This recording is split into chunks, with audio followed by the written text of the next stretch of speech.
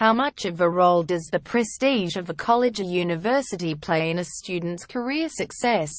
Brigham Young University professor of economics Eric Eide, lead author of A Broad Study of College Graduates, explains that it has a lot to do with a student's major.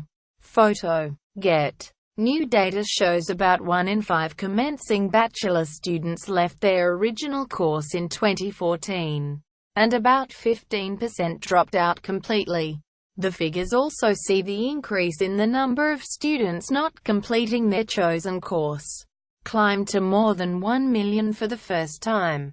Education Minister Simon Birmingham and Universities Australia, the peak body representing Australian universities, are defending the figures.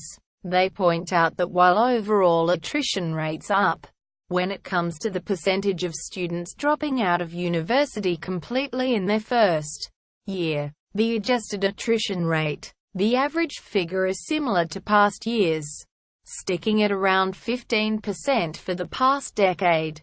But the number of students leaving their first-year courses is increasing, whether they find another place for themselves in the higher education system or not. At the university with the worst attrition rate, the University of Tasmania, 26% of first-year students left their course during the first year, with most of those, 13% of all first-year students, dropped out of university altogether. The University of Melbourne had the lowest attrition rate at 7.5%. Its adjusted rate, taking out students who had left their course but enrolled in another, was only 3.74%. Universities Australia Deputy Chief Executive Katrina Jackson told News.com, the attrition rates were no indictment on tertiary education providers. Rather, it was a major achievement that university access had been expanded to more Australians while keeping the dropout rate relatively stable. Research suggests attrition rates are higher for mature-age and part-time students. And if you think about it, they're the ones who may often be juggling university study with jobs, children and caring for elderly parents. She said, students battling disadvantage, including those who are first in their family to attend university, are also more likely to have thoughts about leaving.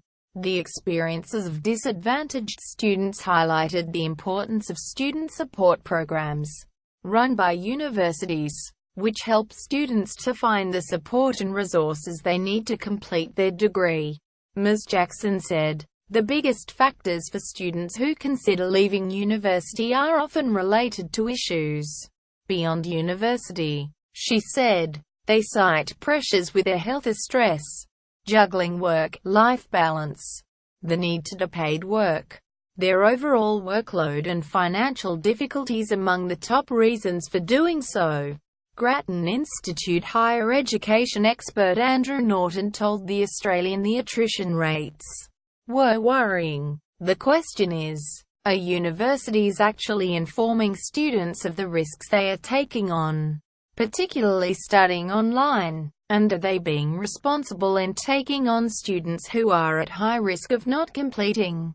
The new data comes as the federal government awaits a report detailing recommendations about how best to make things clearer for students and keep them better informed. The Higher Education Standards Panel, which is currently reviewing submissions over university admissions, has acknowledged greater transparency for students is needed to reshape higher education.